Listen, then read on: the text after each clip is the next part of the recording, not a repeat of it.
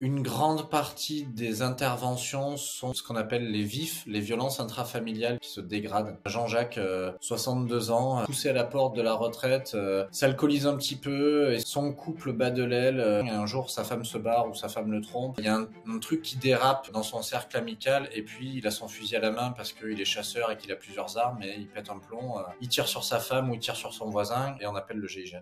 Bonjour à tous et bienvenue dans Les Gros Mots. Je m'appelle Gérald Faure et je suis l'animateur de ce podcast. Chaque semaine, à mon micro, je reçois de gros invités. Ce genre d'invités avec qui on a de grandes conversations sur de gros sujets. Ici, on parle d'entrepreneuriat, de finances perso, mais également de tendances de société. Pour ça, évidemment, on va utiliser plein de mots, parfois même des gros mots. Mais ne nous en veux pas parce que peut-être qu'ici, tu entendras le mot ou la phrase qui te permettra d'avoir le gros déclic dans ta vie pro ou dans ta vie perso. Si tu veux rejoindre cette grande aventure, clique sur le bouton pour t'abonner. Et maintenant, je te souhaite un bon et gros épisode. Bonne écoute. Donc ça y est, on démarre cet épisode. Je suis très heureux de te recevoir, David, sur mon podcast. J'ai mis un moment avant de te le proposer. Je savais pas ce que t'allais. Je sais pas pourquoi. J'ai hésité. J'ai hésité dans le sens où j'avais trop envie, mais je savais pas comment t'aborder. Et tu m'as dit bah ouais, on y va, go, on se fait le podcast. Et du coup, merci beaucoup. Ça me fait super plaisir. Comment tu vas? Bah, ça va bien, merci à toi. C'est un réel plaisir de partager. Et il n'y avait aucune hésitation pour moi à te dire oui quand tu me l'as proposé. C'est toujours chouette de pouvoir discuter de parcours de vie et surtout dans l'entrepreneuriat. Trop bien. Bah écoute, ça va être un super épisode, j'ai pas de doute. On s'est rencontrés dans un dîner où on a parlé un peu de tout. On a parlé de ton métier. Tu vas nous dire exactement ce que tu fais on va parler de ta carrière pendant une heure. On a aussi pas mal parlé de rugby. T'as joué au rugby aussi.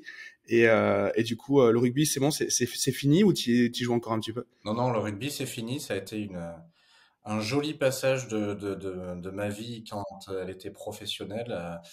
Et aujourd'hui, c'est terminé. Alors, c'est pas terminé à la télé, hein, je rate pas un match de l'équipe de France ou autre, mais non, en tant que joueur, je reste sur le côté du terrain. Très bien. Bah moi j'essaie de faire pareil. Et puis les matchs que je regarde très souvent, c'est autant pour l'amour de la bière que pour l'amour du rugby en toute transparence. Donc voilà.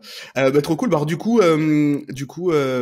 qu'est-ce que tu fais? Qui es-tu? Pour les gens qui ne te connaissent pas encore, comment tu te pitches? Je me rappelle la première fois que tu m'as parlé de ton activité. Donc je ne veux pas spoiler. Je veux te laisser te présenter.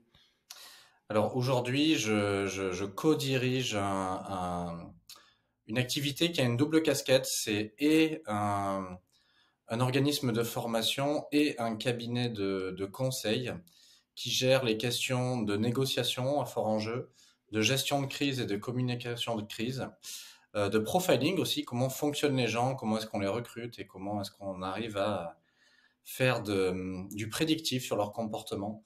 On fait également du management complexe quand vous avez l'impression que vous avez tout essayé dans votre service, dans votre entreprise ou autre. On vient un peu détricoter ce qui ne va pas. Et on a une particularité chez Incognita, c'est que on gère des ransomware, de la cybercrise, de la cybercriminalité. Et lorsque votre entreprise est bloquée, attaquée par des hackers qui vous demandent une rançon, ben on débarque quand on se connaît pas avant et on vous aide à gérer et à sortir de cette situation-là. Avant ça, j'ai été pendant 12 ans négociateur au GIGN. Et donc, mon job, c'était les preneurs d'otages, les extorsions de fonds, les enlèvements. J'ai notamment géré la crise de Charlie Hebdo en 2015 avec les frères Kouachi dans l'imprimerie. En 2018, j'ai géré l'attaque terroriste à Trèbes, dans le Super U, où il y a le colonel Beltrame qui est mort. Et voilà, mon job, ça a été pendant 12-15 ans ce genre de situation un peu extrême et tendue. Je me permets juste d'interrompre l'épisode pendant quelques secondes. Comme vous le savez, ce podcast, c'est une équipe derrière pour le produire, c'est du temps et c'est des moyens. En contrepartie de ça, si vous voulez nous remercier, nous féliciter ou nous encourager, vous avez simplement à mettre un like sur YouTube ou 5 étoiles sur Apple Podcast. Comme vous le savez, ça amène plus de visibilité, plus de notoriété et encore plus d'invités pour les prochains épisodes. Je vous laisse reprendre l'épisode et je vous remercie d'avance pour votre like ou vos 5 étoiles sur Apple Podcast. Bonne écoute. Et aujourd'hui, donc, t'as géré des risques qui étaient des risques sur la vie humaine pendant une grande partie de ta carrière. Aujourd'hui, j'ai l'impression de ce que tu me dis que c'est plus des enjeux économiques, mais est-ce que les patterns se ressemblent? Est-ce que tu remarques des points de, je sais pas, au niveau de ces malfrats, de ces voyous, de ces criminels, je sais pas comment on appelle ça. Est-ce que c'est le même type de personne? Tu t'adresses au même avatar? Oui, en fait, il y a des similitudes pour une partie de notre activité qui gère ce qui est ransomware et ce qu'on appelle blackmail aussi, tout ce qui est chantage, menace, par exemple. Ça nous arrive de gérer des situations où un entrepreneur nous dit, voilà, par le biais d'une convention ou d'un contrat, j'ai soldé quelque chose avec des anciens investisseurs et là, ils reviennent via le biais d'autres personnes me menacer, me soutirer de l'argent. Donc en fait, on a quand même toujours une activité pseudo-criminelle pour lesquelles certains entrepreneurs ne veulent pas porter plainte à la police ou à la gendarmerie. Donc c'est typiquement exactement les mêmes situations que ce que je gérais avant. Et pour l'autre partie, c'est effectivement des enjeux économiques. Pour autant, comme le risque de devoir soit mettre la clé sous la porte, soit licencier des gens, soit devoir changer complètement de vie si jamais je ferme la boîte, ah ben, ce sont les mêmes patterns, comme tu dis, ce sont les mêmes leviers psychologiques qui se passent dans ces situations tendues. Et donc, finalement, ça m'est arrivé de dérouler des fiches réflexes que j'avais au GIGN dans des situations qui avaient rien à voir avec ce que je gère au GIGN. Et pour autant, ça fonctionne parfaitement. Et la typologie de boîte qu'aujourd'hui t'accompagne, donc du coup, ça va être c'est que des grosses boîtes. T'accompagnes quel type de taille, enfin quelle taille de société? La taille des sociétés, on va dire que nos clients les plus modestes, c'est des boîtes qui font à peu près euh, 50 millions de chiffre d'affaires. Et nos clients les plus gros aujourd'hui, les plus grands, c'est des boîtes qui font entre 2 et 3 milliards de chiffres. Voilà, sur Ok. toute typologie de questions. Ça, c'est pour le conseil. Maintenant, pour la formation en intra et en inter-entreprise, on a tout type de clients, des clients qui viennent qui nous invitent dans leur entreprise pour former des groupes ou des gens qui s'inscrivent individuellement à nos formations. Et là, il n'y a plus vraiment de règles. Ok, très bien. Et si t'es ok, j'aimerais qu'on revienne sur ton départ, sur ton début de carrière du coup, donc sur la partie GIGN. Et au moment où tu décides de devenir militaire, gendarme, enfin, c'est quoi qui t'attire réellement? Est-ce que tu sais déjà que tu veux être dans la négociation? Alors, je sais pas que je veux être dans la négociation. C'est très étrange parce qu'en fait, j'ai 15 ans et clairement, je suis un peu trop rondouillard. Ma mère me met des pulls boulet bill avec des foulards en soie en me disant que je suis fragile et qu'il faut que je fasse attention. Moi, je veux jouer au foot. Elle me fait faire de la guitare au conservatoire. Y a rien qui va. Et un jour, le 26 décembre 94, je vois la prise d'otage à Marignane, où il y a un vol Air France qui décolle d'Alger et qui se pose à Marignane. Il y a 190 ou 200 otages à l'intérieur. Et là, en direct à la télé, on voit l'assaut du GIGN qui rentre dans l'avion et qui sauve tous les passagers. Donc moi, j'ai 15 ans, je vois ça et je dis à ma mère, putain, j'ai envie de faire ça, quoi. C'est ça que je veux faire. J'ai une espèce de truc cathartique. Je suis bouche bée devant la télé et je lui dis, je veux faire ça. Elle me dit, Elle me dit, mais ça quoi, en fait, t'es clairement pas fait pour ça. Tu vas être médecin ou avocat ou, mais clairement, elle se fout de moi, en fait. Elle rigole. Elle me dit, non, tu feras pas ça. Qu'à cela ne tienne, le lendemain, je vais à la gendarmerie. Je vais voir le brigadier qui est là et je lui dis, voilà, je veux rentrer au GIGN. Bon, lui aussi, il rigole encore plus fort que ma mère et il me dit, bah là, jeune, il va falloir un bac. Je dis, ok, ça marche. Je passe un bac G3 commerce. Je me dis, bon, autant à l'époque, j'aimais bien discuter avec les gens, autant que je fasse un truc qui soit réutilisable et que je puisse, dans lequel je puisse peut-être m'éclater plus tard.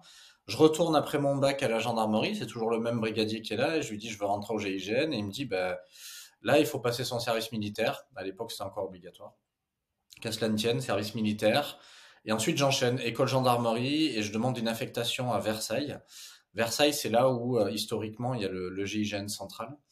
Et donc, je vais commencer à m'entraîner, à regarder un peu ces mecs tous les jours, un peu comme des super-héros, au gymnase, à la salle de sport, à la piscine. Et je vais finir par me présenter une première fois. Je vais lamentablement échouer. Ça va durer, je vais m'entraîner 3 4 ans pour faire une demi-journée. C'est-à-dire que je fais les épreuves du soir de la piscine, tout ça. Et puis le lendemain matin, les agrès, il faut monter une corde à bras seuls de 6 mètres après avoir fait des tractions, des pompes, tout ça. Je suis un très bon coureur à l'époque et je travaille pas trop mes bras et je me dis que je suis tellement bon coureur avec un cardio exceptionnel que ça va passer et en fait ça ne passe pas du tout et je me rends compte tout de suite que dans cette unité on peut ne pas avoir de très grande qualité mais par contre on peut avoir aucun trou dans la raquette, il peut y avoir aucun défaut. C'est-à-dire on peut pas se contenter d'avoir quelque chose d'exceptionnel et puis avoir un trou dans la raquette à côté. Et donc, je vais me réentraîner pendant plusieurs années et je vais finir par y rentrer. Et je vais être breveté le jour de mes 30 ans. Le jour de mon anniversaire, je vais recevoir mon affectation au GIGN. Donc, je vais mettre 15 ans à intégrer cette unité. Et les étapes dans lesquelles tu passes dans ta tête, tu nous en as parlé, mais au départ, tu as une vision un peu idéaliste du métier. Tu tombes un peu de ta chaise quand tu te rends compte de la difficulté, mais par quelle étape psychologique tu passes pendant ces 15 ans? Parce que en termes de vocation, c'est très rare les gamins, parce qu'à 15 ans, à 15 ans, on est un gamin qui arrive à tenir aussi longtemps avant d'atteindre leur objectif. Ouais, en fait, je sais pas. J'ai verrouillé un truc ce jour-là dans ma tête en me disant, c'est ça et rien d'autre. J'aurais pu me laisser la possibilité de faire autre chose, mais en fait, je réfléchis plus. C'est-à-dire que tout va être orienté pour atteindre cet objectif. Mes séances d'entraînement, je bois GIGN, je mange GIGN, je dors GIGN. Et en fait, je vais bien sûr avoir des prises de conscience un peu rudes. Par exemple, je vais te dire une bêtise, mais quand j'ai 15 ans, je me dis je vais faire ça. J'arrive à 19 ans en école de gendarmerie, il y a un premier test physique. Et là, je suis capable de faire 3 tractions, c'est-à-dire que je peux lever 3 fois mon corps à la force de mes bras. Et c'est absolument ridicule pour rentrer dans ces unités-là. Et donc, je vais partir de ce postulat-là et je vais travailler comme un âne pour arriver à le jour, la première fois où je passe les tests, je suis capable de faire 20 tractions en bras seul. Malgré tout, ça va pas suffire. C'est-à-dire que bah, je fais avec le stress et tout ça, finalement j'en fais que 18. Et puis derrière, je fais 60 pompes, et puis derrière, machin, et puis derrière, je rate la corde.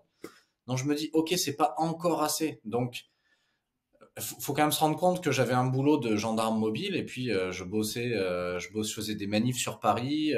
Donc ça arrivait de partir à 6 heures du matin et de rentrer à 20 heures le soir. À 20 heures, je mangeais un sandwich et de 22 heures à 23 heures, par exemple, l'hiver, j'allais courir dehors à la lumière du stade. La piste était gelée. Bon, ben, je courais, quoi. Et puis le lendemain matin, à 6 heures, je recommençais. Donc, je vais me réentraîner, jusqu'à ce qu'à un moment donné, je fasse la maille. Mais je me suis jamais posé trop la question de me dire, je vais faire autre chose. Alors, bien sûr, entre les 2 étapes de test, il se passe 3 ans. Là, je me qualifie, c'est-à-dire que je me dis, ok, tu veux ça et tu ne veux que ça, mais par contre, il faut quand même que de manière mature et intelligente, tu prennes d'autres qualifications. On ne sait jamais ce qui peut se passer, et si tu te blesses ou si t'es pas fait pour ça, à un moment donné, il va falloir se retourner, et tu peux pas te permettre de te retourner sans rien trop tard.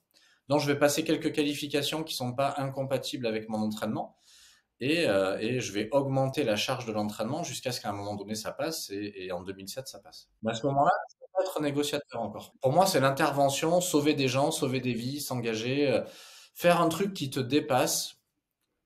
C'est ça en fait. Le jour de cette intervention, je vois ces mecs monter à l'assaut et je me dis, ils peuvent pas être tous débiles en fait. Ils peuvent pas tous aller se suicider en haut de cette passerelle. Il y a un truc qui les porte, il y a un truc qui est plus grand que eux et tous ensemble ils arrivent à faire un truc qui les dépasse et qui est grand et c'est ça que j'ai envie de faire. Est-ce que à ce moment-là, t'as conscience que tu vas faire ça peut-être pour ton là au départ, enfin tu le fais pour toi là ou tu le fais pour ton pays ou tu le fais pour les citoyens, c'est quoi la démarche là-dessus, pour qui tu fais tout ça en fait? À 15 ans j'ai pas trop cet élan patriotique, même si à l'époque mon grand-père est un gendarme à la retraite.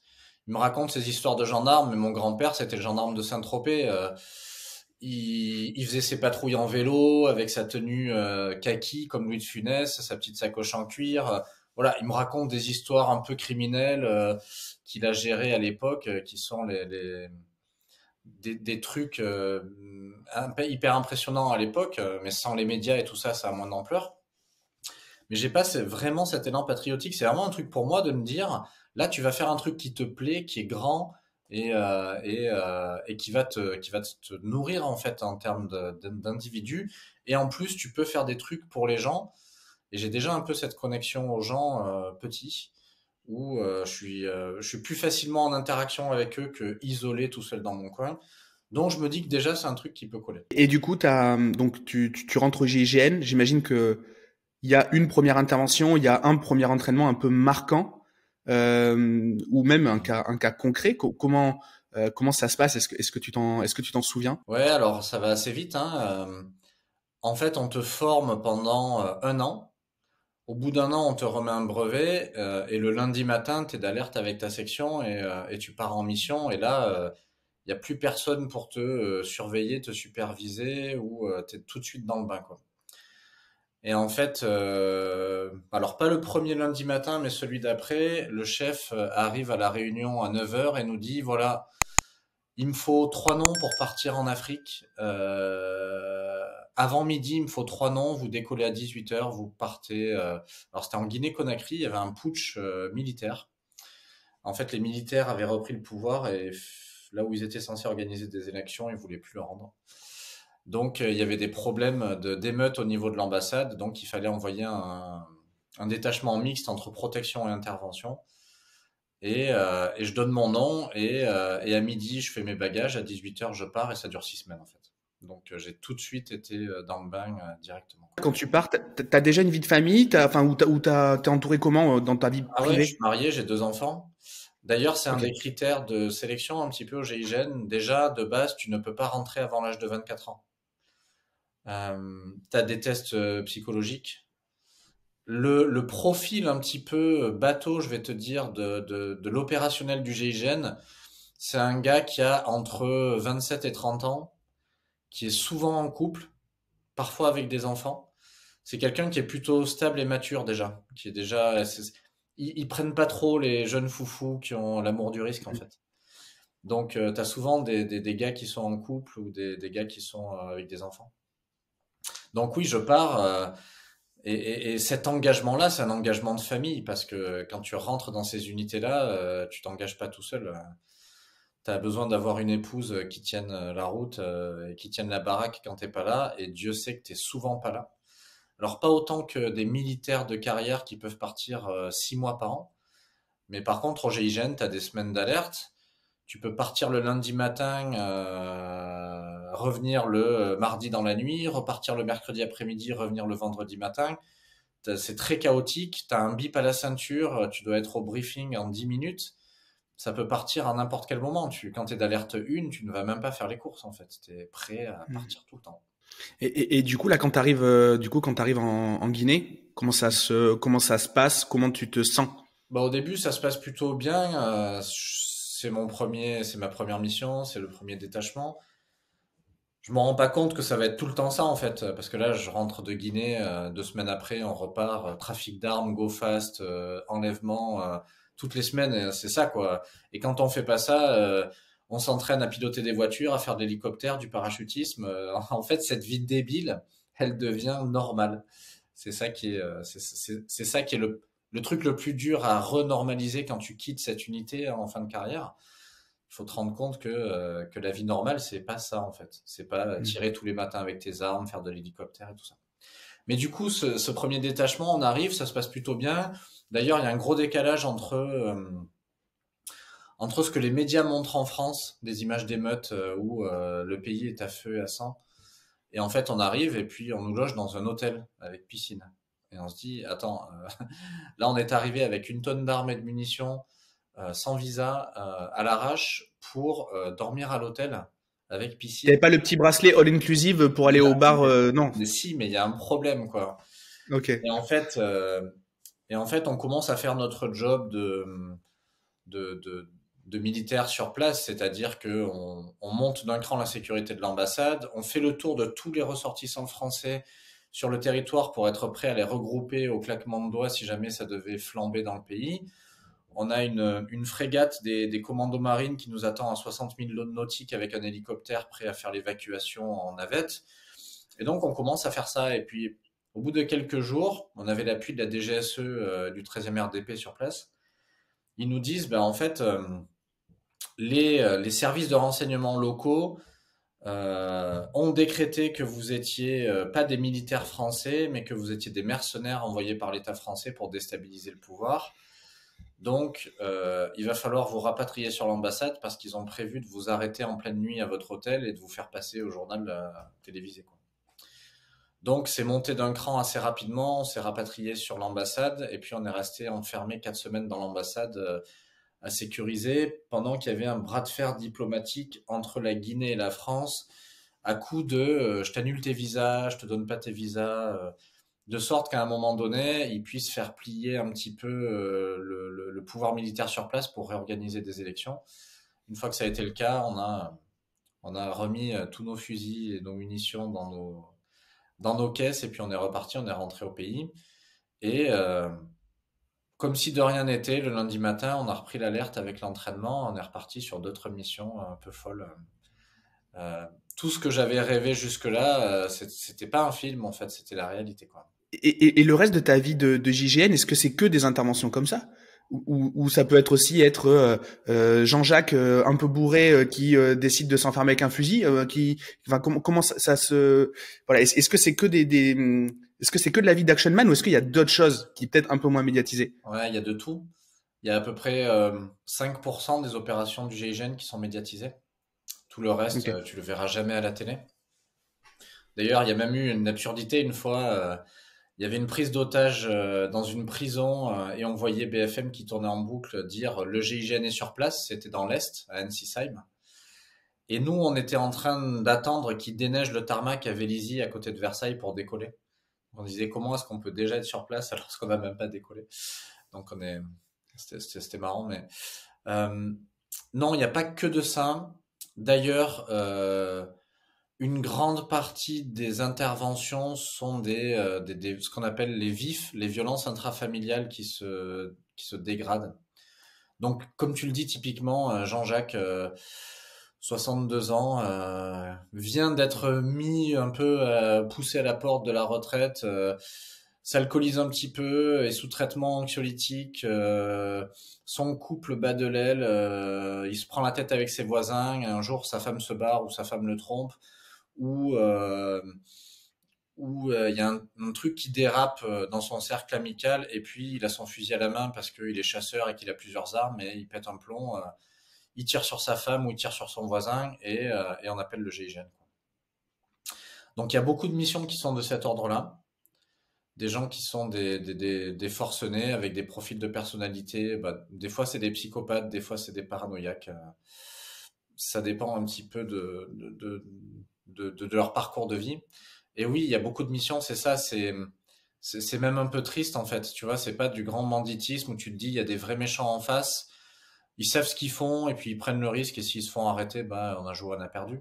Il y a des gens qui sont un peu dans des parcours de vie tristes, chaotiques et qu'on récupère en bout de course dans des extrémités avec des actes qui ont dépassé leur pensée. Donc ouais, il y a pas mal de jobs, c'est ça. Comment tu gères un gars qui justement est dans cette détresse-là, pour qui on pourrait presque avoir de l'empathie parce qu'au final on se dit bon voilà, c'est pas, on n'a pas le même profil qu'un Kouachi par exemple. Évidemment, c'est pas les mêmes intentions. C'était pas sa vocation de devenir un forcené ou quoi que ce soit. Comment toi dans une négo, et d'ailleurs après on va voir comment t'es arrivé à faire de la négo, mais cette empathie que tu pourrais presque avoir pour cette personne-là, comment tu la gères justement? Parce que ce mec-là, ça pourrait très bien être ton voisin à toi aussi, quoi. Ouais, ça pourrait même être ton père. Des fois, tu Mm. es face à des gars qui ont l'âge de tes parents. Donc, il y a quelque chose, alors, de manière très humaine. Déjà, le GIGN, la devise, la baseline du GIGN, c'est s'engager pour la vie. Donc, c'est en première intention s'engager pour la vie des civils qui sont en péril, les otages, les gens qui sont retenus. En deuxième lieu, c'est s'engager pour la vie des gens qui commettent ce genre d'infraction, c'est-à-dire que quelqu'un qui est en crise suicidaire, un forcené, un preneur d'otage, on va malgré tout essayer de lui sauver la vie ou de faire en sorte qu'il pose son arme plutôt que de le neutraliser. Et en dernier lieu, c'est dans cet ordre-là psychologiquement que ça se fait, c'est sauver la vie de ses équipiers et la sienne. Donc ces missions-là, on la gère de manière très humaine. Alors, on rentre pas complètement dans l'empathie parce que souvent les gens en sont venus à tuer leur épouse, tuer leurs enfants, tuer leurs voisins qui sont des innocents sur le papier. Et on va essayer de comprendre un peu leur processus psychologique, ce qui les a emmenés jusque-là, rentrer dans leur carte du monde, dans leur référentiel, pour essayer de les en faire sortir et de faire en sorte qu'il n'y ait pas un mort de plus. Et effectivement, c'est quelque chose qui, là, si je te faisais écouter certaines négociations, tu pourrais prendre ça pour une séance de thérapie, par exemple. Mm. Tu pourrais te dire, ça pourrait être, là, c'est un négociateur avec un gilet, un casque et une arme à la main en face, mais ce serait un thérapeute, on n'entendrait pas autre chose. Et justement, qu'est-ce qui t'amène, toi, dans cet art-là de la négo? Parce qu'au départ, tu vois, presque on pourrait penser, comme tu dis, c'est des personnes différentes. Que le négociateur, justement, c'est pas le mec, c'est pas le action man ultra préparé qui peut, dans la même journée, sauter en hélicoptère, mettre des clés de bras et puis regrimper à la corde sur... voilà, on s'imagine pas ça, du coup. Donc, qu'est-ce qui t'amène, toi aussi, à passer de l'autre côté, côté négo, du coup? Ce qui m'amène à me passer de l'autre côté, c'est le modèle du GIGN qui provoque ça. C'est une des seules ou la seule unité au monde dans laquelle les négociateurs sont extraits des colonnes d'assaut. C'est-à-dire que tu regardes n'importe quelle unité à la télé, je te donne l'exemple des SWAT, tu as les SWAT qui sont les équipes d'assaut et tu as toujours un négociateur qui arrive avec sa bagnole tout seul et son haut-parleur. En Belgique, c'est pareil, il y a les colonnes d'assaut et les négociateurs, en Angleterre, c'est pareil, il y a énormément de pays où ils prennent des unités de négociation et des unités d'assaut. Au GIGN, ils ont fait le choix difficile, parce que c'est un gros investissement, de former des opérateurs qui sont tireurs d'élite, pilotes, qui savent interpeller un individu à main nue et ainsi de suite.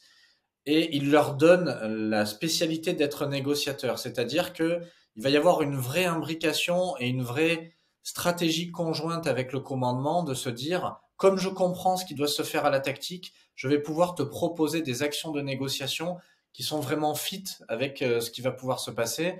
Et si à un moment donné, pendant l'action d'assaut, je te dis une bêtise, on rentre dans une maison, il y a déjà eu des tirs qui ont été effectués, la personne, elle se retranche dans une dernière pièce au fond du couloir, il y a 2-3 échanges de coups de feu. Avant l'assaut final, il y a toujours un négociateur qui est pas loin de la tête de colonne, qui va pouvoir laisser une dernière main tendue, une dernière chance au forcené en lui disant, écoute, on est derrière la porte, t'es cerné, là on va rentrer ou on va balancer une grenade, est-ce que t'as pas envie là de sortir ou de poser ton arme une dernière fois, on te laisse une chance. Et ça, il n'y a aucune unité qui peut le faire. Il n'y a que cette fonctionnalité d'imbriquer l'assaut et la négociation qui permet cette adaptabilité, cette souplesse dans l'action. Et donc, rapidement, en fait, je suis dans les colonnes d'assaut et ça bip à 2 heures du matin, je saute dans mon pantalon, je vais au briefing, je pars, on fait Paris-Marseille en voiture plus vite qu'en TGV. Autant te dire, j'avais un copain qui disait, même si on multipliait les panneaux de vitesse par 2, on serait encore emmerdé. On roule à des vitesses folles pour aller le plus rapidement possible, se mettre autour d'une maison avec les snipers, la colonne d'assaut d'urgence qui est prête et tout ça. Et quasiment une fois sur 2, j'ai servi à rien. Je comprends même pas trop comment ça s'est passé. Le mec est sorti à la négociation. Je remonte dans ma bagnole, je plie mon fusil, je refais 800 bornes à 250 km/h et je reprends mon boulot. Et là, je me dis, en fait, il manque une corde à mon arc. Si j'étais négociateur, je gagnerais sur tous les tableaux, en fait. Quand il y a intervention, j'interviens. Quand il y a négociation, ben, j'interviens aussi puisque je négocie. Et donc, je vais récupérer du pouvoir d'action en devenant négociateur. Et en fait, la négociation, c'est la seule spécialité que ton chef ne peut pas t'imposer. Ton chef, quand tu arrives jeune opérationnel au GIGN, peut te demander d'être spécialiste explosif, peut te demander d'être tireur longue distance, peut te demander d'être équipe d'infiltration, et ainsi de suite, mais il peut pas t'imposer d'être négociateur. Il faut que ce soit une volonté de chaque individu d'être dans, comme tu disais, la qualité d'empathie avec un terroriste, la qualité de relationnel et de discussion avec un forcené qui vient d'abattre quelqu'un. Et donc, c'est vraiment une profession de foi individuelle. Et donc, je vais faire ce choix assez rapidement dans les premières années. Et là, au niveau toujours pareil des sensations, toi, de ta préparation, quand t'as la première fois, quand t'es responsable d'une négo avec un individu, est-ce que t'es dans le même état psychologique que quand t'es sur un peloton, enfin quand t'es dans une colonne d'intervention, par exemple? Ouais, alors, en plus, ma première négo, c'est une traversée du désert horrible. C'est-à-dire que, euh, en fait, quand tu es en colonne d'assaut, finalement, tu t'exposes pas trop, tu es dans une espèce de tube un peu noir, protégé. Le mouvement part, tu suis le mouvement, tu fais ton job et ton ego n'est pas très exposé en fait. Quand tu es négociateur, tu prends la parole soit au téléphone, soit au haut-parleur. Il y a tout le monde qui t'écoute. Il y a tout le monde qui t'écoute, il y a tout le monde qui t'analyse, il y a tout le monde qui te juge, il y a tout le monde qui... Donc finalement, tu te surexposes par rapport au tien et ça peut mettre une petite charge de pression supplémentaire. La première négociation que j'ai faite, où j'ai été numéro un, parce qu'on est toujours deux à la négociation, il y en a toujours un qui est un peu plus expérimenté, qui gère un peu la stratégie derrière, et tu as toujours un numéro un qui est en première ligne et qui discute. Ça fait... il y a un gars, alors si tu veux, pour ça, il faut comprendre qu'il y a une hotline nationale pour la négociation. C'est-à-dire qu'il y a à peu près 350 ou 400 négociatrices et négociateurs en France. Il y en a partout près de chez vous. Et eux, ils sont appelés sur une affaire où il y a une violence intrafamiliale, comme je te disais tout à l'heure. Il y a une présence d'armes ou une présence d'armes à feu ou d'armes blanches. Ils appellent le GIGN pour dire, voilà, 24/7, il y a un négociateur qui décroche et qui dit qu'est-ce qui se passe. Mais voilà, là, il se passait que il y avait un gars qui avait voulu tuer sa femme et elle s'était échappée. Il l'avait rattrapée, il l'avait ligotée dans le coffre de sa voiture pour aller la tuer plus loin. Elle avait réussi à s'échapper de nouveau du coffre de la voiture et elle avait rejoint la gendarmerie et la gendarmerie avait fait un espèce de bouclage hermétique autour de sa maison. Alors on était dans la Creuse en plein milieu des champs et donc il y avait 7 maisons posées au milieu de rien. Et donc, ils commencent à vouloir faire sortir le gars. Et donc, ça dure une journée, 2 journées. Et le gars ne sort jamais. Et en fait, les unités se relaient autour pour essayer de lui mettre la pression ou de lui faire en sorte qu'il arrive à se rendre. Ça ne marche pas. Et le vendredi, sur France 3, local, passe un reportage comme quoi il y a un gars tout seul au milieu de la Creuse qui tient en échec la gendarmerie nationale depuis 5 jours. Donc là, le général Favier, qui a commandé l'assaut à Marignane en 94 et qui recommande l'unité, nous appelle à 6 heures du matin dans son bureau et nous dit vous vous démerdez comme vous voulez les gars. Donc là, on est en décembre, il y a ça de neige sur l'autoroute. Il nous dit vous vous démerdez comme vous voulez les gars, mais ce soir, la gendarmerie ne passe pas au journal de 20 heures. Vous le faites sortir. Reçu mon général, on monte dans les bagnoles, on se rentre dans la Creuse. Et donc là, on se met en bouclage autour, j'entame une négociation et je vais faire un monologue dans le vent de 4 heures. Mais quand je te dis un monologue, personne ne me répond. J'ai un Tout à l'heure, excuse-moi, je t'interromps. Tout à l'heure, tu parlais d'ego, mais là, on te demande de sauver sauver l'image de la gendarmerie de la maison mère. Donc, ça dépasse juste l'ego, hein, à ce moment-là. On est d'accord. Ouais. Tu dois défendre la boutique, quoi. De l'arme qui est en jeu. Donc, c'est l'équipe qui est censée le faire sortir, mais le premier mouvement qu'on effectue, c'est la négociation. Donc, j'ai un haut-parleur qui est clairement trop faible pour la distance qui nous sépare et le vent qui se passe autour de cette maison. Et donc, je commence à discuter, mais je parle dans le vent, j'en viens à parler au chien qui est dans le chenil, je parle des poules, je parle de la pluie et du beau temps, et je me dis, tu vas pas pouvoir parler non-stop pendant 4 heures. Je commence à m'habituer avec le silence, je commence à côtoyer les moments de réflexion, de doute. Et en fait, je me dis, c'est peut-être ça la négo aussi. Il n'y a pas que j'arrive comme un cow-boy, je dis qu'on est autour et tu sors sans ton arme. Et là où ça aurait pu me dégoûter, m'écœurer, je me dis c'est chouette. Il y a un vrai challenge. Alors pour la petite histoire, le gars, au bout de 4 heures, pour une raison que je ne connais encore pas, décide d'ouvrir la porte, de poser son arme et de se rendre. Je vais le voir une fois qu'il a été interpellé. Je lui dis, mais pourquoi vous m'avez pas répondu? Pourquoi vous n'êtes pas sorti? Et il ne me répondra jamais. Donc encore aujourd'hui, je sais pas. Mais en tout cas, je me dis, c'est encore plus beau d'arriver à mettre un maillon de paix entre deux réalités violentes. C'est-à-dire qu'il y a quelqu'un qui a décidé de faire quelque chose de terrible. En face, on a ce qu'il y a de plus fort en France en termes de violence. On peut faire exploser une maison, trouer un mur, rendre une porte en 1000 débris. On peut faire énormément de choses. Et pour autant, le but, c'est de faire en sorte qu'on s'en serve pas et que ce soit le plus souple possible. Et donc, je me dis, tu vas quand même réussir à t'amuser parce qu'il y a des moments où il n'y a pas de négociation. Quand on arrête un go fast à 240 km/h sur l'autoroute, il n'y a pas de négo. Et pour autant, il y a plein de fois où, par la parole, tu vas peut-être pouvoir éviter de faire couler le sang. Et ça, c'est un challenge encore dans le challenge. Et c'est ce truc-là qui me botte. Et je vais décider de m'engager dans cette voie et de passer tous les niveaux de négociation durant les années qui me sont donnés au GIGN. Et du coup, les faits marquants en négo, tu nous parlais tout à l'heure que tu as géré, t'étais sur les frères Kouachi, tu as aussi géré l'histoire du Super U avec le décès du colonel Beltrame, je crois que c'est ça. Et ces faits-là, justement, comment, admettons, quand il se passe voilà, quand tu es au courant, comme tout le monde, j'imagine qu'il y a ce qui se passe chez Charlie et que au final, tu te retrouves à devoir intervenir quelques heures après.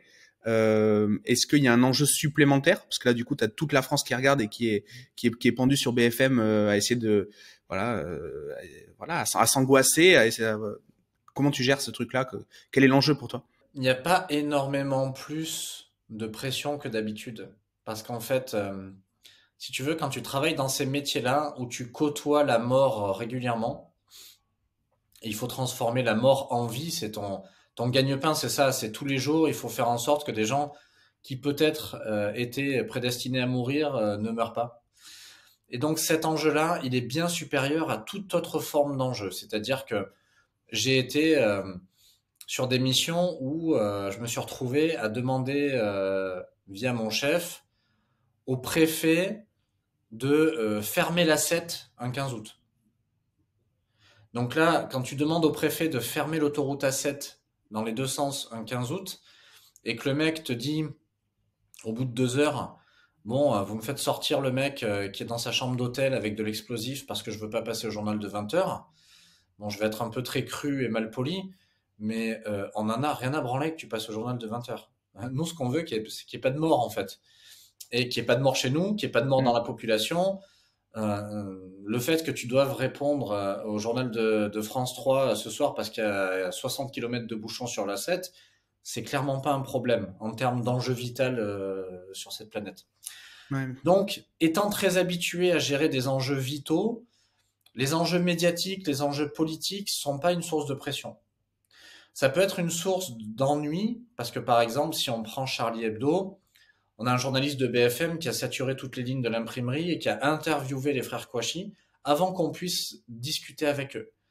Et donc, dans leur processus de terroriste, il y a ce passage de message ou cette interview qui est prévu, et normalement, c'est une fenêtre de négociation que du coup, on n'a pas eu. Et de la même manière, il y a eu, via un autre média, un député qui a révélé en direct qu'au sous-sol de l'hypercachère, il y avait des otages qui étaient cachés. Ce qui était absolument absurde. Si Koulibaly avait regardé la télé à ce moment-là, il aurait su qu'il y avait des otages au sous-sol. Donc, c'est plutôt des problèmes dans le déroulement stratégique ou tactique qui auraient pu accélérer une intervention ou générer des morts. Mais c'était pas une source de pression, par contre. C'était pas une source de pression supplémentaire, la médiatisation. Il y a des choses bien plus graves que ça dans une mission. Et justement, j'ai l'impression quand même si pour toi vous le gérez, ça n'est pas une pression, j'ai l'impression c'était quand même vachement contraint par les responsabilités un peu de chacun ou surtout les responsabilités politiques. Personne veut se mouiller en fait dans l'histoire. Et donc même si c'est pas une pression, c'est quand même ça fait partie tenante de l'équation, comme aussi l'implication des médias. Parce que t'es un terroriste, le premier truc que tu fais quand t'es retranché, j'ai envie de dire, j'imagine que t'allumes BFM, parce qu'en fait, il te raconte les trucs que tu ne sais pas, quoi. Donc, comment aujourd'hui le GIGN gère justement autant les politiques qui veulent pas se mouiller ou pas prendre de décision les impliquant, et justement ces médias qui sont trop intrusifs, qui vous empêchent clairement de bosser. Alors à l'époque 2015, les chaînes d'infos en continu étaient déjà bien présentes, mais c'était pas archiculturel pour tout le monde. Donc c'était le premier et le dernier couac, je l'espère. Suite à ça, il y a eu Ok. une réunion entre les ministères et les médias, les directeurs de médias, en leur disant, écoutez, on veut pas être un frein à la libre divulgation de l'information en France. Par contre, vous ne pouvez plus faire ce genre de manœuvre qui pourrait tuer des gens en fait. Donc, ce qu'on va vous demander maintenant dans le protocole, c'est de ne pas contacter d'initiative les terroristes ou les preneurs d'otages. Et si, malgré tout, ils essayent de vous contacter d'initiative, eux, alors vous les redirigez vers les unités d'intervention et vers la négociation. Chose qui a été actée. Et d'ailleurs, en 2018, lors de l'assaut à Trèbes dans le Super U où le colonel Beltrame est mort, c'est ce qui s'est passé. Aucun journaliste n'a appelé, on n'a pas du tout été freiné ou bousculé dans le processus et ça s'est bien passé. Donc, c'était plutôt positif cette mise au point. Maintenant, sur la prise de décision et la responsabilité politique, les politiques sont in fine responsables de la finalité de l'action, mais j'ai encore jamais vu un politique vous dire vous faites ou vous ne faites pas ça. Il y a un conseil technique qui est effectué par le commandant d'unité sur les possibilités qu'on a. Et en général, les hommes politiques et les femmes politiques se rangent quasiment systématiquement derrière l'avis technique d'experts des opérationnels du RAID, du GIGN ou de la BRI. Et en fait, on n'a encore jamais vu, moi, de ma carrière, j'ai jamais vu un homme politique qui... quand on Qui dit met son veto à une décision voilà, technique, il quoi. faut qu'on aille à l'assaut et qu'ils disent non, vous montez pas à l'assaut, ou surtout il faut pas qu'on intervienne pour l'instant et qu'ils nous disent si je vous intervenez tout de suite. On n'a pas eu trop affaire à ça parce que quand on donne une expertise technique sur ce qu'il faudrait faire, en général, c'est suivi. Et quand tu traites un fait de terrorisme comme ça, où clairement 99 fois sur 100, le mec, à la fin, il espère mourir en martyr, etc. J'imagine que t'as des enjeux aussi où le mec presque, enfin, le truc que toi tu redoutes, c'est le truc que lui il espère, et donc du coup il y a aucun alignement d'intérêt. Comment tu gères ce truc-là et qu'est-ce qu'on peut, je sais pas, qu'est-ce qu'on peut en apprendre nous à nos petits niveaux. On parlera très certainement jamais avec des terroristes, mais quand bien même, quand il n'y a pas d'alignement d'intérêt comme ça. C'est tout l'enjeu c'était tout l'enjeu de cette séquence-là sur mon parcours. C'était de dire, on peut négocier avec tout le monde. D'ailleurs, le lendemain de l'assaut pour Dammartin, le ministre Cazeneuve vient à l'unité et me dit, David, c'est vous le négociateur. Tout le monde me dit qu'on peut pas négocier avec ces gens-là. Qu'est-ce que vous en pensez? Et là, je lui dis, mais les gens qui vous disent ça n'y connaissent rien en fait.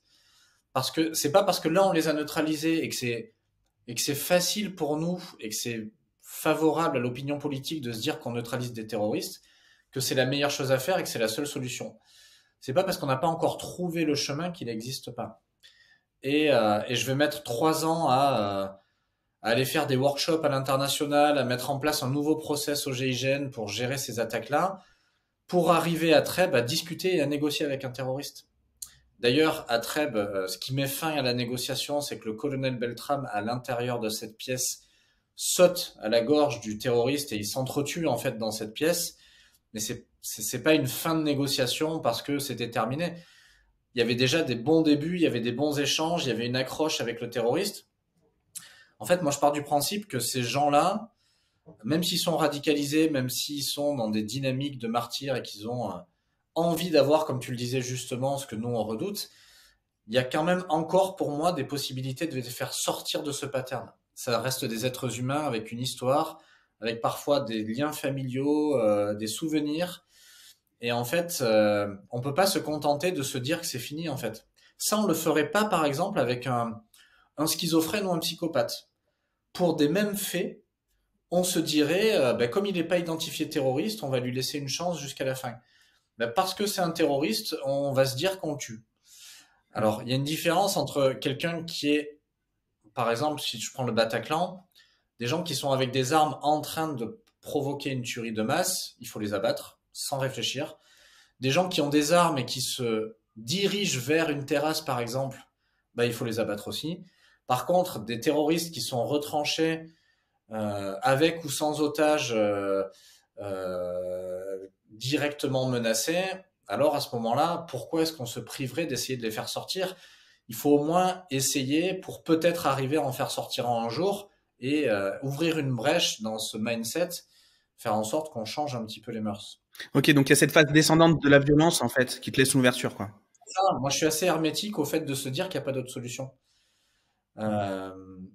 Si on se dit ça, on va à l'encontre de l'état d'esprit de cette unité qui cherche à être à la pointe systématiquement et ne jamais être dans le confort. Et être dans l'inconfort, c'est aller là où on nous attend pas.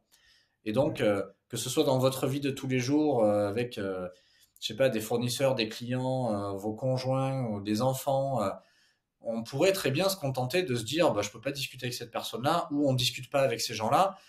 Ou vous pourriez aussi vous dire, c'est pas parce que c'est difficile et que ça me met en porte-à-faux que c'est impossible. Quel choix je fais en fait pour gérer cette situation? Ouais, hyper intéressant.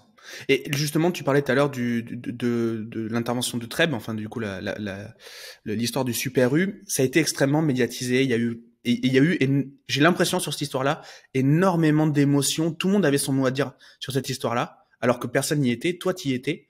Comment tu expliques justement qu'il y a eu autant de battage médiatique et des camps qui s'opposent en mode il aurait pas dû rentrer, il aurait voilà, enfin des gens qui n'en savent rien mais qui ont tout le monde a donné son avis. Toi qui étais, si tu peux nous faire une synthèse sur réellement ce qu'on devrait savoir pour comprendre la situation, ça pourrait être quoi sur cette histoire-là? En fait, Treb, c'est la première fois où un petit peu le héros a changé de camp.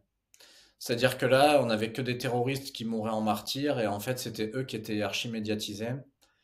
Et là, en fait, on a décidé de manière très patriotique et très révolutionnaire, comme on sait le faire en France, de faire changer le héros de camp. Et, euh, et en fait, le héros, c'était le colonel Beltrame. C'est-à-dire qu'il a donné sa vie dans cette mission-là. Alors après, on peut discuter de plein de choses. On peut discuter de la stratégie, on peut discuter de la technique, on peut discuter de la procédure. Au final, ce que les gens retiennent, c'est que on a quasiment anonymisé le nom du terroriste et qu'on a porté au nu la personne qui s'est sacrifiée pour en sauver une autre. Parce que quand même, ce qui s'est passé, c'est que y avait une femme enceinte qui était retenue en otage et que le colonel Beltrame s'est échangé avec cette personne. Donc, moi, j'ai fait énormément de conférences derrière pour aller expliquer aux négociateurs du monde entier comment s'était passée cette opération. Et la question systématique qu'on me posait à l'étranger, c'était « Mais ça fait partie de vos procédures de vous échanger avec l'otage ?» Donc, de manière très, très, très humble et très transparente, je leur expliquais « Non, pas du tout, en fait. Moi, si je suis le mari ou le père de cette femme enceinte, le colonel Beltrame, je le remercie sur 10 générations, quoi. Je veux dire, elle n'a pas de prix, cette manœuvre-là. Maintenant, le gendarme et le militaire qu'il est, et le chef qu'il est sur le terrain, a commis une erreur. Il aurait clairement jamais dû faire cette manœuvre-là. D'un point de vue technique métier, il n'aurait jamais dû s'échanger avec cet otage-là. Alors, si j'extrapole en tant que technicien, je vais te dire que le terroriste aurait eu plus de mal ou n'aurait pas réussi peut-être à tuer une femme enceinte, tu vois. Ou que cette femme enceinte n'aurait pas tenté de sauter à la gorge du terroriste et que peut-être on aurait négocié plus et que peut-être on aurait eu d'autres opportunités tactiques. Maintenant, en tant qu'humain, je te dis dans la première seconde, bien sûr que il vaut mieux que ce soit un militaire de carrière qui a décidé d'engager sa vie pour l'humain en otage plutôt qu'une femme enceinte. Et je reviens du côté du technicien et je te dis, c'est sa cible privilégiée, un militaire. S'il peut tuer un gendarme ou un policier ou un militaire, le terroriste, c'est le Graal en fait. Donc voilà, je suis partagé. je salue l'homme et je tape sur les doigts du militaire, quoi. Ouais, et en plus je trouve que ouais, t'es très juste en fait dans ces deux parties-là, en n'y connaissant rien, en ayant eu l'histoire un peu comme tous les gens qui ont suivi ça à la télé, qui ont eu forcément des discussions à des repas, à des machins, pour tout le monde a eu son avis là-dessus. Je te trouve très juste, tu dénigres rien et merci du coup aussi de prendre la parole. J'imagine que c'est pas simple parce qu'il y a forcément des gens qui vont croire que t'es pas voilà, que tu as un avis qui est tranché d'un côté ou de l'autre. Tu t'expliques bien justement que t'es au milieu et t'as pas un avis fixe et défini, quoi. Après, j'ai fait le choix, hein, d'être très transparent dans le bouquin que j'ai écrit l'année dernière chez Grasset. Je parle du Bataclan, je parle de Trèbes, je parle de Dammartin. Je décide d'être assez transparent et humain en prenant le risque de me faire, moi, tirer à boulet rouge par des gens qui sont émotionnellement très pris dans un parti ou dans l'autre. Mais je trouve il y a pas de problème à dire ce qui s'est passé. Tu sais, un débriefing au GIGN, faut baisser la tête, hein, parce que tout le monde se dit ces quatre vérités de manière très émotionnelle, à chaud, et il n'y a pas d'indulgence dans la performance, dans ce chemin-là. Donc c'est dans cet esprit-là que j'ai voulu raconter aussi certaines histoires en se disant, voilà, tout le monde fait des erreurs, nous aussi, moi aussi j'ai fait des erreurs, et je les raconte un peu dans ce bouquin.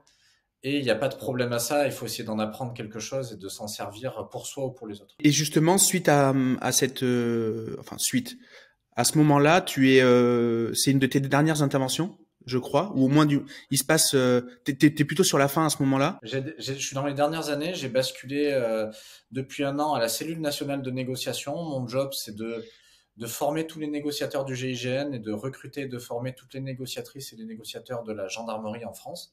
Ce réseau de 400 personnes à peu près. J'ai en charge aussi la recherche et le développement. Je cherche toutes les nouvelles techniques qui pourraient faire avancer la négociation, qui pourraient faire en sorte qu'on puisse avoir un avantage certain sur les situations. Et donc, dans ce cadre-là, je vais me former à l'hypnose thérapeutique ericksonienne. Et je me dis, tiens, dans ce domaine-là de l'influence, de l'état de conscience modifié de l'être humain, alors sans aller dans l'hypnose de Mesmer où on fait faire la poule aux gens et tout ça, dans l'hypnose un peu douce où de manière conversationnelle, on va pouvoir peut-être amener quelqu'un à poser son arme ou à reconsidérer son parcours de vie ou à voir différemment ce qui est en train de se passer. Et donc c'est dans ce cadre-là que je vais transformer ces protocoles thérapeutiques pour en faire des outils de négociation de crise, que je vais croiser le chemin de gars qui ont une boîte qui fait de la préparation mentale sportive pour le haut niveau, mais avec l'hypnose. Et en fait, ces gars-là, à la fin de mon parcours, me disent ton profil nous intéresse, t'es et force spéciale, donc sportif, dépassement de soi et ainsi de suite, et négociateur avec cette lecture psychologique de la performance et de la résistance au changement. Est-ce que ça te dirait d'accompagner des sportifs un petit peu comme ça en préparation de ta reconversion? Donc, c'est comme ça que ça commence un peu à s'ouvrir vers le privé. Je commence à coacher des sportifs. Et d'ailleurs, le tout premier que je coach, c'est un gars qui fait du saut d'obstacle en équitation, qui s'appelle Philippe Rosier, et qui m'appelle en janvier 2015 et qui me dit, je veux réintégrer l'équipe de France, je suis 180e mondial et j'ai un bon cheval, je voudrais aller aux Jeux à Rio. Et donc en 2016, il y va aux Jeux à Rio, on réussit à le faire accéder à ça et il va gagner une médaille d'or aux Jeux Olympiques. Et donc petit à petit, en parallèle de tout ça, de glisser vers la cellule nationale, de faire des choses à côté, je vais commencer à toucher au sport de haut niveau. Et dans le milieu du saut d'obstacle et de l'équitation, il y a beaucoup de chefs d'entreprise, notamment qui ont vraiment des boîtes dont ils s'occupent, mais qui font du saut d'obstacle à côté. Et je vais avoir ces sportifs-là que j'accompagne qui me disent « mais j'aimerais bien que tu viennes coacher mon CODIR, mon COMEX ou mon top management ». Et donc, je vais commencer à faire quelques interventions en entreprise, un peu sous le manteau toujours, parce que j'ai une cagoule la semaine et puis de temps en temps, je pose un jour de congé, le week-end, je vais sur les terrains de sport. Et je vais commencer à me dire, mais il y a vraiment quelque chose à apporter au monde du privé, que ce soit dans la négociation, que ce soit dans le management, sur des choses que je vois, moi, de mon œil militaire sur du privé. Sur de la gestion de crise aussi, je vais commencer à faire à faire des programmes de formation ou à avoir des choses que je mets dans mon catalogue un peu virtuel de ça dans ta boîte, ça pourrait te servir. Et petit à petit, je vais avoir de plus en plus de propositions, de sorte que ce que je pensais moi être une mode, parce que je m'étais dit à l'époque, c'est très exotique en fait. Voilà, t'es au GIGN, t'as une cagoule, t'as pas le droit d'être là, mais t'es là, c'est un peu privé. Et donc, quand tu vas sortir au grand jour, ça va s'arrêter, ça va s'éteindre. La mode que tu es va passer, et ça va s'arrêter. Et en fait, pas du tout. Au fil des 2, 3 années auxquelles je commence à mettre de l'énergie là-dedans, ça ne fait que grandir, de sorte qu'à un moment donné, j'ai plus assez de jours de congé pour satisfaire la demande du privé. Et donc là, à l'époque, avec mon épouse, qui est mon associée aujourd'hui, qui elle est dans l'aspect psychologique ce qu'on appelle la systémie, elle gère l'influence sur des groupes et des organisations. On commence à intervenir ensemble et on se dit, bon, là, il y a un vrai truc à dire en entreprise. Avec nos 2 spécialités, on a un spectre qui n'existe nulle part ailleurs. On fait de la crise et de l'accompagnement vraiment large, en passant par la communication et ainsi de suite. Et donc, je vais rendre mon étoile de shérif. Je vais décider de poser ma retraite. Alors, je sais que c'est un sujet hyper sensible en ce moment, mais on a un régime spécial au GIGN, de sorte que à 40 ans, j'ai pu poser une retraite à jouissance pleine et immédiate pour pouvoir cumuler une activité de chef d'entreprise. Et donc, on a déposé les statuts de notre boîte et en début 2020, une semaine avant le confinement mondial, on a ouvert cette boîte. J'ai posé ma retraite. Et une semaine après, le monde s'est éteint. Et donc là, je me suis dit, là, tu as quand même eu du nez, tu montes une boîte, t'es en libéral complet et le monde s'arrête, quoi. Donc, faut dire, on a quand même 6 enfants, on venait d'acheter une maison et là, on se lâche des 2 mains. Et là où la vie est belle, où le sort est beau, c'est que comme on avait déjà un peu des clients depuis 1 ou 2 ans, le Covid amène une crise majeure mondiale et en fait, notre activité explose dans les premières semaines, dans les premiers mois et ne va faire qu'augmenter jusqu'à aujourd'hui. Et aujourd'hui, comment ton activité actuelle, elle est backée par ton historique professionnel? Est-ce que c'est l'autorité que tu as sur les gens, l'autorité dans le sens marketing du terme, hein, pas dans le sens autoritaire, mais est-ce que voilà, c'est ton CV qui t'aide réellement? Est-ce que c'est les skills que tu as appris pendant tes périodes militaires qui t'aident? Est-ce que c'est les deux? Comment tu vois un peu dans ton pactage du passé, qu'est-ce qui te sert aujourd'hui réellement le plus? Aujourd'hui, il y en a 3. La première chose, clairement, voilà, tu as été négociateur au GIGN, il n'y a pas de discussion sur ta capacité à gérer des situations tendues ou de crise. Le mix des compétences de Anne dans sa partie et la mienne fait que les gens, quand on arrive, se disent, bon, déjà en termes de compétences, normalement, il n'y a pas de problème. La deuxième chose qui arrive derrière, c'est notre réelle compétence opérationnelle sur le terrain. C'est-à-dire que on s'est dit que pendant 2, 3, 4, 5 ans, on allait sûrement surfer sur nos CV, mais qu'au-delà, faudrait que ça s'arrête et que les gens nous recommandent, pas parce qu'on a ce background-là, mais parce qu'on est bon en fait.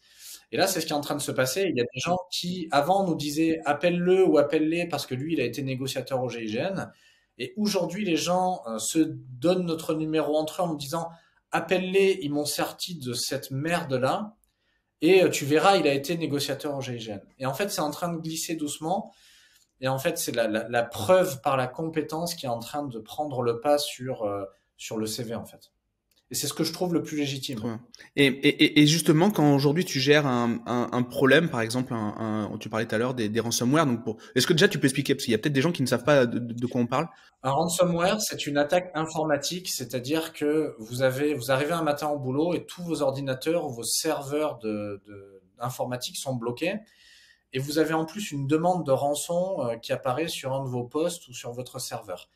Et là, il y a des preneurs d'otages numériques qui vous demandent de l'argent en échange de débloquer votre système informatique. Et du coup, quand tu arrives sur ce genre de problématique, toi, enfin déjà, c'est des gens qui te le demandent et donc du coup, ça devient ça devient une des flèches que tu peux décocher, ça devient une de tes compétences, ou alors tu décides réellement de partir là-dessus parce que tu vois vraiment un intérêt business. Voilà. Est-ce que c'est la mission qui t'a amené à ça, ou est-ce que c'était une volonté de ta part? En fait, en 2017, j'ai géré le premier ransomware que la gendarmerie a eu à prendre en charge. Donc c'était une grosse boîte française qui était déployée partout en Europe. Et elle se retrouve avec les ordinateurs bloqués. On lui demande 1 million d'euros de rançon en crypto-monnaie. Elle perd à peu près 1 million d'euros jour. Et l'assureur allemand arrive et pose 25 millions d'euros d'indemnité sur la table en disant payez, ça s'arrête. Et donc en fait le patron Europe appelle la gendarmerie et ça tombe au GIGN et le patron me dit tiens il y a un ransomware, je sais pas ce que c'est. Et donc, j'ai à peu près 30 minutes pour me cultiver en me disant, mais c'est quoi un ransomware, quoi? Et je comprends assez rapidement que la mécanique du ransomware, c'est une mécanique mixée entre un enlèvement et une prise d'otage. C'est-à-dire qu'on retient quelque chose, quelqu'un qui est pseudo-identifié retient quelque chose qui t'appartient, mais tu sais pas où il est. Donc, je vais me mettre en place auprès du DG Europe pour gérer ce ransomware comme je gérerai ces opérations-là. Et on va mettre 3 mois à discuter, à négocier avec les hackers, à faire des manœuvres avec le DSI de l'informatique et ainsi de suite. Et on va finir par les sortir de la panade. Et à l'époque, j'ai mes chefs et mes collègues qui me disent « Mais pourquoi tu t'emmerdes avec ce truc-là? Mais laisse tomber, tu veux en faire trop, tu t'occupes de la stratégie, tu t'occupes de l'informatique, tu t'occupes du procureur de la République, t'es que négociateur. » Et en fait, je sais pas, j'ai une intuition et je leur dis, mais ça, les gars, vous vous rendez pas compte, mais je crois que c'est la criminalité de demain, il va y en avoir tout le temps, il va y en avoir à gaver, quoi. On va avoir que ça. Et non, tu verras, c'est à la marge, ça va s'arrêter. Bon, bah, malheureusement, l'histoire me donne raison. Et quand je sors en 2020, je commence à évangéliser ou à porter la parole en disant aux entreprises, via différents médias, préparez-vous à la crise cyber, préparez-vous à faire face à ça, mais préparez-vous pas seulement informatiquement, parce que de toute façon, informatiquement, vous allez vous faire avoir à un moment donné. Préparez-vous psychologiquement, préparez-vous en termes de prise de décision, préparez-vous en termes d'assurance, préparez-vous. Et donc, on commence à proposer à l'époque des starter packs un petit peu où on va dans les entreprises de manière préventive et on les met en place, on leur crée leur gestion de crise cyber, on les entraîne, on leur fait des exercices de gestion de crise, on les plug avec des avocats cyber et on les prépare à faire face à cette crise, de sorte que, on le sait par expérience, on a les chiffres, quand on est préparé à la gestion de crise, on perd 10 fois moins, voire 100 fois moins d'argent que lorsqu'on y fait face de manière empirique. Et donc aujourd'hui, c'est ça qu'on propose. On propose soit des starter packs pour les préparer avec des hotlines où les gens, ça peut aller jusqu'à du 24/7 partout dans le monde.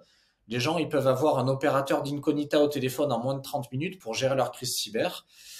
Et ou alors, si jamais vous aviez pas préparé et que vous saviez pas, on nous appelle de manière curative pour voir s'il y a un opérateur disponible pour les prendre en charge. Et cette offre-là, elle est de plus en plus grandissante parce que malheureusement, ces attaques-là sont de plus en plus nombreuses. Il y en a des dizaines, des centaines chaque jour sur le territoire français. Moi, j'imagine, tu sais, comme quand tu achètes une grosse bagnole, on te demande, tu sais, de faire un tour. Pour l'assureur te demande en fait d'avoir une expertise pour être sûr qu'elle est déjà en bon état au départ. Je parie sur le fait que les assureurs, pour les grosses boîtes, demanderont d'avoir un contrat de maintenance, un contrat de sécurité, ou je sais pas comment on appelle ça, avec des boîtes comme la tienne, pour pouvoir être rassuré contre le ransomware. J'en suis quasiment sûr, parce que on résoudra pas le problème par l'informatique. Les mecs sont des génies, et c'est génie contre génie, donc c'est juste une course, c'est la course à l'échalote. Mais par contre, ça passera par les compétences humaines, la préparation, j'en suis quasiment sûr. C'est en train d'être le cas. Maintenant, le modèle économique n'est pas stable. C'est-à-dire que là, les assureurs ne veulent pas se mouiller à assurer des entreprises qui ne sont pas assez équipées et protégées. Et en même temps, pour qu'elles le soient, ça coûte encore trop cher selon eux. Donc, le modèle économique, assureur, gestion de crise, entreprise n'est pas encore stabilisé. Pour l'instant, il y a plus un rejet des responsabilités, comme tu le dis, des uns vers les autres. Tu nous le disais aussi en début d'épisode, tu interviens aussi sur des skills qui sont pas des skills de crise, mais plus de gestion du quotidien, de la communication, etc. Du coup, comment aujourd'hui vous répondez à ces questions et qu'est-ce que tu tires de ton expérience au GIGN et Anne également, je pense qu'elle intervient sur cette partie-là. qu'est-ce que vous proposez et sur quoi vous vous basez de par vos expériences respectives? Déjà, on a un skill qu'on appelle management complexe. Complexe, qui est une formation longue pour les hauts potentiels où pendant 18 mois, on leur fait 12 journées de formation dans lesquelles on les cultive à tout. C'est-à-dire, on va leur faire du profiling, on va leur faire de la négociation, on va leur faire de la gestion managériale. Et donc ça, en termes d'intervention, on vient détricoter quand dans une boîte, par exemple, dans un service ou avec un collaborateur, une collaboratrice en particulier, il y a quelque chose qui depuis des mois ou des années ne se résout pas. On vient et on renverse un petit peu la boîte pour faire en sorte que le problème se règle. La deuxième compétence sur laquelle on vient être beaucoup cherché, c'est sur le profiling. Chez Incognita, on croise à peu près 5-6 grilles de lecture. On essaye d'être le moins dogmatique possible, c'est-à-dire que le problème, c'est de ne connaître qu'un livre et de se dire, bah tiens, parce que moi je fais de la psychanalyse ou parce que moi je fais, je sais pas, de l'analyse transactionnelle, je lis cette situation sous cet angle seul. Nous, on vient croiser plusieurs grilles. Ce qui nous intéresse, c'est quand justement elles sont antagonistes, quand elles se contredisent dans certaines choses. Ça nous donne plus d'objectivité et de richesse sur la lecture d'un profil. Et donc, on vient soit faire de l'aide au recrutement via les RH ou les cabinets de chasseurs de tête, soit faire de l'analyse prédictive dans des négociations à fort enjeu où on va cartographier les acteurs et avec tout ce qu'on trouve en open source ou ce qu'on peut avoir en live, on va donner à nos clients des clés de décryptage ou des clés de stratégie sur qu'est-ce qu'il va falloir dire, ne pas dire, faire ou ne pas faire avec cette personne. Et ça, c'est quelque chose sur lequel on vient beaucoup nous chercher. Très bien. Bah, du coup, est-ce que tu as un lien à nous partager pour qu'on puisse suivre un petit peu ton travail, éventuellement te contacter si on a des sujets qui peuvent coïncider avec ton activité, où est-ce qu'on peut te suivre de manière générale? En fait, vous allez pouvoir nous trouver sur tous les réseaux. Alors, bien sûr, on a le site internet d'Incognita qui est Incognita Corp. Vous allez pouvoir nous trouver sur LinkedIn, Anne-Gervaise Vendange et moi-même. Vous allez pouvoir me trouver sur Instagram où je parle beaucoup de préparation mentale pour les sportifs qui sont et chefs d'entreprise et sportifs, ça peut aussi ou sportives, ça peut aussi les intéresser. Voilà, on est assez présent sur les réseaux pro et perso et sur notre site internet, vous trouverez tout ce dont j'ai parlé, voire plus encore. Super. Et le bouquin, est-ce que tu peux nous en dire un petit peu plus? Et tu nous as parlé un peu de ton approche du coup. Est-ce que tu as prévu déjà d'en faire un autre ou où est-ce que tu en es par rapport à ce bouquin-là? Je sais que tu as fait beaucoup de plateaux télé. Ouais, alors le deuxième est en écriture pour Grasset. Ça va être un deuxième volet que je coécris cette fois avec Anne. Qui va parler un petit peu des négociations, de toutes ces petites négociations du quotidien qui nous posent des problèmes et sur lesquels on pourra avoir plus de prise. Le livre, il s'appelle Négocier. Alors c'est face à la violence avec ses émotions pour trouver son chemin. C'est quelque chose qui est de l'ordre du parcours biographique et en même temps qui est à mi-chemin aussi avec le développement personnel. Il y a des outils concrets à l'intérieur. C'est pas un manuel de négociation à proprement parler, comme on pourrait en trouver. Je sais que Julien en écrit, je sais qu'il y a d'autres négociateurs qui en écrivent des vrais manuels de négociation. C'était pas encore le temps pour moi d'écrire ça. C'était plus la négociation avec un grand N de qui je suis face à ce monde et face aux individus. Comment est-ce que je négocie avec moi-même et je négocie certaines situations au sens large. C'est plutôt la grande négociation de la vie, ce premier ouvrage. Et ensuite, effectivement, on va se diriger dans les autres avec des choses un peu plus techniques et un peu plus opérationnelles. Très bien. Mais, David, merci beaucoup pour cet entretien. J'ai adoré. Je suis persuadé que les gens qui sont encore là et qui écoutent le podcast ont également adoré. D'ailleurs, n'hésitez pas du coup à aller suivre David sur tous ses réseaux et à mettre un petit commentaire pour le remercier pour son temps. David, merci beaucoup. Je suis vraiment très très ravi de t'avoir reçu. Merci à toi, merci pour l'invitation. C'est toujours un réel plaisir de partager et j'espère que les auditrices ou les auditeurs trouveront des choses intéressantes pour leur parcours personnel. En tout cas, c'est tout ce que je souhaite. Eh ben écoute, j'en ai pas de doute en tout cas. Bonne journée à tous et je vous dis à très très bientôt. Au revoir. Ça y est, l'épisode est terminé. Si tu es encore là, c'est que l'échange avec mon invité t'a certainement plu. Et la meilleure façon de le remercier, de me remercier, c'est de nous mettre un like ou un commentaire sur YouTube, ainsi que 5 étoiles sur Apple Podcast. Comme je te l'ai déjà dit, ça nous amène de la notoriété et ça nous permet d'avoir encore plus d'invités toutes les semaines à te proposer. N'hésite pas à me suivre et à me contacter sur les réseaux sociaux. Je réponds à tous les messages et je suis à ta disposition si tu veux discuter des différents sujets du podcast. J'ai plus qu'à te remercier pour ta fidélité. C'était Gérald. Bonne semaine.